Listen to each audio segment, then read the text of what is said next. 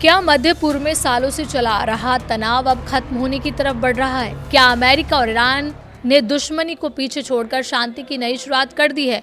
और आखिर उस समझौते में पाकिस्तान का नाम क्यों शामिल है, जिस पर पूरी दुनिया की नजर टिकी हुई है? G7 समिट के दौरान हुई एक बड़ी डील ने अंतर्राष्ट्रीय राजनीति में हलचल मचा दी है। आइए जानते हैं कि ये पूरा मामला है क्या। फ्रांस में आयोजित G7 शिखर सम्मेलन के दौरान अमेरिकी राष्ट्रपति डोनाल्ड ट्रंप और ईरान के राष्ट्रपति मसूद ने 14 सूत्रीय अंतरिम समझौता पर हस्ताक्षर कर दिए हैं। इस समझौते का आधिकारिक नाम रखा गया है Islamabad memorandum of understanding between US and Islamic Republic of Iran. नाम में इस्लामाबाद शामिल होने से दस्तावेजों ने और भी ज्यादा चर्चा बटोर ली है। 14 सूत्रीय समझौते का मकसद क्या है?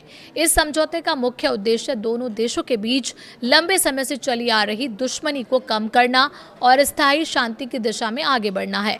साथ ही अगले 60 दिन के अंदर परमाणु कार्यक्रम, प्रतिबंधों और क्षेत्रीय सुरक्षा जैसे मुद्दों पर अंतिम समझौते के लिए औपचारिक बातचीत पूरी करने का लक्ष्य रखा गया है।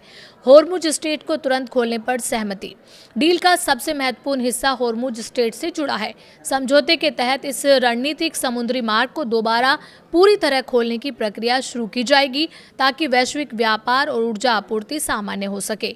अमेरिका अपनी नौसैनिक नाकेबंदी और उससे जुड़े कुछ प्रतिबंधों को हटाने की दिशा में कदम बढ़ाएगा, जबकि ईरान शुरुआती 60 दिन तक वाणिज्यिक जहाजों की सुरक्षित और बिना शुल्क आवागमन को सुनिश्चित करेगा।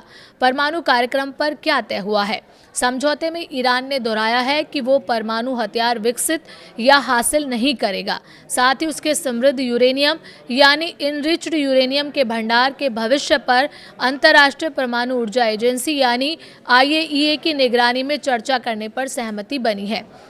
अमेरिका का कहना है कि ये समझौता ईरान को अपने परमाणु कार्यक्रम को लेकर अधिक पारदर्शी बनाने की दिशा में एक महत्वपूर्ण कदम है। प्रतिबंधों में राहत और आर्थिक पैकेज का भी ऐलान हुआ है। डील के अनुसार अगर ईरान तय शर्तों का पालन करता है तो उस पर लगे आर्थिक प्रतिबंधों में चरणबद्ध तरीके से राहत दी जा सकती है। इसके अलावा जब्त की गई ईरानी संपत्तियों को जारी करने, तेल निर्यात के लिए विशेष छूट देने और लगभग 300 अरब अमेरिकी डॉलर के पुनर्निर्माण एवं आर्थिक विकास कार्यक्रम की रूपरेखा भी तैयार की गई है। इससे ईरान की अर्थव्यवस्था को बड़ा सहारा मिलने की उम्मीद जताई जा रही है। सैन्य गतिविधियों पर भी सहमति बनी है। समझौते में लेबनान समेत क्षेत्र में चल रहे सैन्य अभियानों को तत्काल और स्थायी रूप से समाप्त करने का भी उल्लेख किया गया है। दोनों पक्षों ने अगले 60 दिन के भीतर आपसी सहमति से व्यापक और अंतिम समझौते तक पहुंचने का प्रयास जारी रखने का वादा किया है। अब बात करते हैं कि पाकिस्तान का नाम क्यों चर्चा में है। इस समझौते के आधिकारिक शीर्षक में इस्लामाबाद शब्द शामिल होने के कारण पाकिस्तान का नाम सुर्खियों में आ गया है।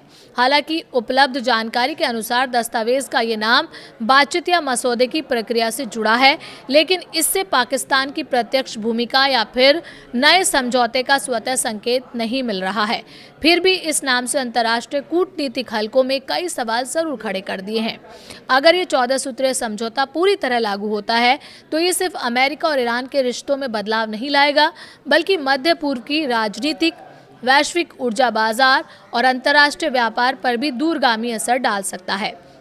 अब दुनिया की नज़र अगले 60 दिन पर टिकी है, क्योंकि यही तय करेगा कि ये अंतिम समझौता स्थायी शांति की नींव बनता है या फिर और अधूरा प्रयास साबित होता है।